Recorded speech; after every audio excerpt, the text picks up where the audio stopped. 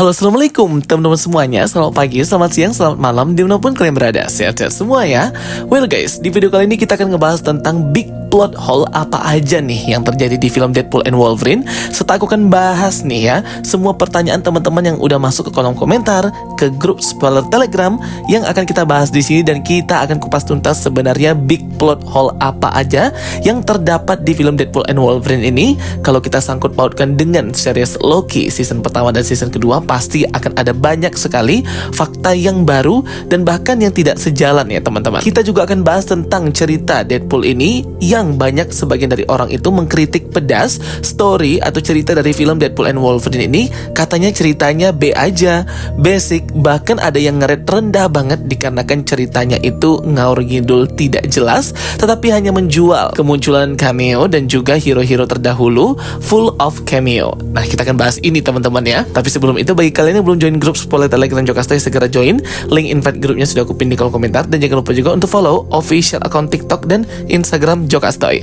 Oke, langsung aja kita bahas. Here we go. Oke, plot hole pertama yang aku mau bahas itu tentang penjelasan endingnya, dimana di akhir di film ini kita melihat bahwa Logan atau Wolverine versi dari Earth di luar dari semestanya Deadpool, serta X23 atau Laura Kinney yang juga berasal dari semesta atau Earth di luar semestanya Deadpool, dimana kalau semesta Deadpool itu kan Earth 10005 itu datang dan tinggal di tempat atau dunianya si Deadpool ini. Seolah-olah mereka dibiarkan dan diperbolehkan untuk bersama gitu di akhir teman-teman.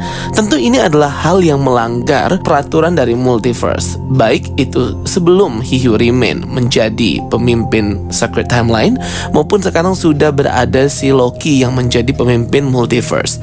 Karena kalau berdasarkan dari Multiverse of Madness, jika ada makhluk atau orang yang tidak berasal dari semesta itu tinggal lama-lama di suatu semesta atau dunia, maka itu akan memicu terjadinya incursion atau tabrakan dua Earth dengan hasil kehancuran total atau salah satu Earth atau semesta yang hancur. Tetapi tentu ini memerlukan proses yang lama ya guys. Jadi nggak langsung gitu. Sehingga walaupun di akhir atau ending kita melihat bahwa Laura X23 itu selamat dari The Void dan tinggal hidup bersama dengan Wolverine di semestanya si Deadpool, tetapi hal ini akan memicu incursion dan kehancuran pastinya. Walaupun untuk saat ini TVA itu belum mewarning atau belum memperingati baik si Deadpool maupun Wolverine serta si Laura Kinney itu. Kalau misalnya X23 dan hero-hero multiverse lainnya yang di The Void ternyata itu selamat, toh juga X23 selamat, kenapa mereka tidak diselamatkan langsung saja sejak dari awal? Dan kenapa mereka dipilih oleh TVA untuk selamat dan tidak hancur beserta dengan dunia mereka, tetapi bukannya diselamatkan ditaruh di Time Variance Authority, tetapi malah ditaruh di The Void? Berdasarkan informasi yang kita terima dari 4 hero seperti Elektra, Gambit, Blade, serta X23, keempat dari semesta mereka ini kan sudah hancur guys. Tetapi mereka berhasil selamat ketika TVA itu menyelamatkan mereka dan menaruh mereka di The Void. Nah, maksudnya itu tidak dijelaskan kenapa mereka diselamatkan tetapi malah ditaruh di The Void nih para hero-hero ini. Apakah untuk menunggu Wolverine dan Deadpool ini datang, ataukah ini memang perintah dari atas, yang dimana perintah ini hanyalah sebuah perintah dan tidak ada unsur untuk bertanya maupun alasannya. Jadi itu masih pertanyaan banget dan tidak dijelaskan guys. Harusnya kan ada X23 versi semestanya si Deadpool ini yang masih hidup, karena kan yang mati di semesta Deadpool ini hanyalah Logan Old Man itu. Sedangkan yang datang di akhir ending ke semestanya Deadpool itu adalah Logan dari semesta lain dan X23 dari semesta lain. Dan ini membuat ada versi 2 orang nih X23 di semestanya Deadpool. Harusnya seperti itu. Tapi ini juga nggak dijelaskan dan masih plot hole banget. Jadi kurang tergali dengan jelas ini ya semuanya. Motivasi mereka ini, para hero ini, The Void semuanya juga. Terus yang kedua, plot hole mengenai di akhir film ending ini kita melihat bahwa Deadpool ini masih bisa keluar masuk TVA. Yang sangat disayangkan banget dari film Deadpool and Wolverine ini, bagi para penonton yang belum nonton series Loki season 1 season 2, itu pasti mereka nggak tahu sebenarnya di mana TVA ini berada. Padahal TVA ini lebih kurangnya samalah dengan dimensi Dark Dimension, yang dimana itu di luar ruang dan waktu, di luar hukum alam dan hukum dari waktu itu sendiri. Kayak nggak dijelaskan gitu loh sebenarnya TVA ini apa, terletaknya di mana, mana, dimensinya itu ada di mana. Kalau kita mah fans Marvel udah sering nonton series Loki, udah ngerti ya, nggak usah ditanya lagi. Tapi kan kasihan sama teman-teman dan penonton lain yang nggak nonton tiba-tiba langsung ke bioskop. Ya kasihan aja gitu. Menurut aku film Deadpool and Wolverine ini sangat gagal banget untuk menjelaskan tentang konsep multiverse ini yang bisa mereka lakukan dengan merangkum semua apa yang ada di series Loki khusus untuk penonton di bioskop. Karena kan gak semua orang nonton series, gak semua orang punya waktu luang banget untuk nonton berepisode-episode itu, apalagi yang sudah punya pekerjaan di dunia nyata. Dan menurut aku sangat disayangkan banget Marvel Studios masih gagal menjelaskan hal ini. Time Variance Authority di sini juga pada akhirnya Deadpool menjadi agent TVA. Dan yang anehnya lagi di film ini, Deadpool itu seperti langsung mengerti dan paham tentang Time Variance Authority ini, tentang semua yang terjadi. Padahal kalau di series Loki itu sendiri saja butuh waktu untuk bisa menerima semua kenyataan dan juga hal yang berada di TVA ini guys, tentang tabir Sacred Timeline, Nexus Event, varian, aliran waktu, jalannya kehidupan dan takdir yang sudah diatur oleh He Who Remains. Terburu-buru banget filmnya ya, jadi nggak dapet intinya gitu. Jadi benar kalau misalnya storynya itu basic banget memang. Cuman yang membuat aku suka di sini ialah kita bisa bernostalgia dengan para mutant dan hero-hero terdahulu Marvel yang menemani masa-masa kecil. Well, kemudian untuk big plot hole berikutnya, ini kita bahas dari segi Time Variance Authority-nya, yang dimana di beberapa tidak selaras dan sejalan dengan yang ada di Loki. Yang pertama mengenai regenerasi sebuah timeline atau timeline yang bisa memperbaiki dirinya sendiri jadi tidak punah gitu. Nah ini adalah hal yang baru yang gak pernah sama sekali ada di series Loki guys. Dimana kalau satu timeline itu sudah sekarat dan hendak hancur, ya sudah hancur saja. Mau apapun yang dilakukan tidak bisa healing sendiri. Ini adalah hal yang baru.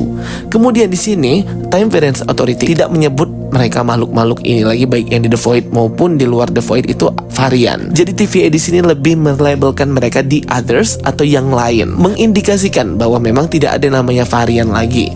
Semua makhluk itu sama, multiverse itu sudah ada. Jadi setiap makhluk ini equal atau sama, walaupun takdir dan jalannya itu sudah berbeda-beda. Tidak ada lagi sacred time atau garis satu sakral suci seperti zaman He Who Remains. Sehingga penggunaan kata the others ini oke ya guys. Kemudian ngomongin tentang mesin The Ancient Time Reaper yang digunakan untuk menghancurkan berbagai timeline, ini sebenarnya sama aja kayak bom kaleng yang berwarna ungu gitu, energi ungu yang ada di series Loki yang digunakan para Hunter dan General Dogs untuk ngebom dan menghancurkan banyak sekali timeline. Ini kayaknya sama ya teman-teman, mempercepat penghancuran dan pemusnahan suatu semesta. Kemudian di sini plot hole berikutnya adalah teori konsep anchor, yang dimana pemilihan satu makhluk yang mewakili semestanya, dimana ketika dia mati maka semestanya juga akan hancur. Ini tuh kayak terlalu hebat banget makhluk itu ya guys. Di satu semesta itu kan berisi banyak, ada celestial, ada para dewa.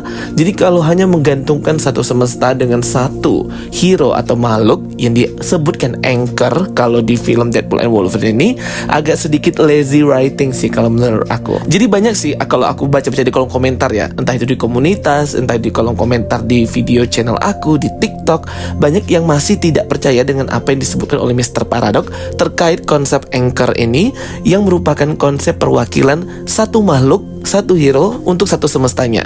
Sebenarnya ini hanyalah jalan pintas aja bagi Marvel untuk bisa membuat film Deadpool and Wolverine ini. Tapi secara lore dan hukum series Loki season 1 season 2, jelas ini sangat bertentangan banget ya guys. Aku ngerti pasti banyak dari teman-teman semua yang berkata ini kan filmnya Deadpool, jadi nggak perlu dianggap serius karena ini juga si Deadpool yang ngejoke, dan juga ini adalah film untuk farewell party juga sebenarnya, meninggalkan semua hero, story, cerita yang ada di Fox Universe menuju ke MCU. Tetapi kan ada beberapa detail yang harusnya tidak boleh out of the hand, karena sebelumnya kan Marvel sudah ngebangun story build up yang bagus banget mengenai multiverse ini di series Loki season 1 dan season 2. Jadi agak sayang aja ketika ada film yang baru tampil itu kayak nggak sejalan dengan lore atau peraturannya seperti di series Loki ya teman-teman. Next big plot hole lainnya ini terkait dengan motivasi jahatnya Cassandra Nova di akhir film. Yap, ini tuh kayak nggak berdasar ya.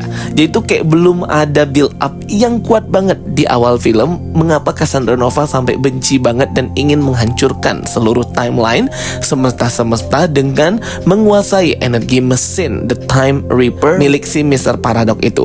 Entah dia karena dia marah, entah dia memang murni psikopat, jadi kurang tergali dengan baik ya. Bahkan si Mr. Paradox itu juga penjelasannya tentang kenapa dia melakukan hal itu, penyimpangan yang dia lakukan di TVA itu karena hendak mempercepat hancurnya sebuah dunia, ini juga kayak kurang tergali aja gitu ya guys. Dan juga scene dari pertarungan Deadpool Corps versus Wolverine serta Deadpool sekelebat aja, eksekusinya pun agak kurang kalau menurut aku. Jadi terkesan lumayan sedikit membosankan. Walaupun seru-seru aja, tapi banyak catatan banget sih bagian scene Deadpool Corps versus Wolverine. Aku tuh sebenarnya pengennya di sini Hunter B15 tidak berperan seperti itu doang di film Deadpool and Wolverine.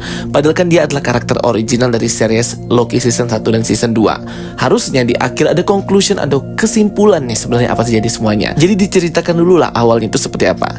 Gini, kemudian gitu, kemudian gini, step-stepnya. Sebenarnya TVA ini siapa yang membuatnya, rahasia pohon multiverse itu seperti apa, dan sekarang apa yang sedang diawasi oleh TVA ini.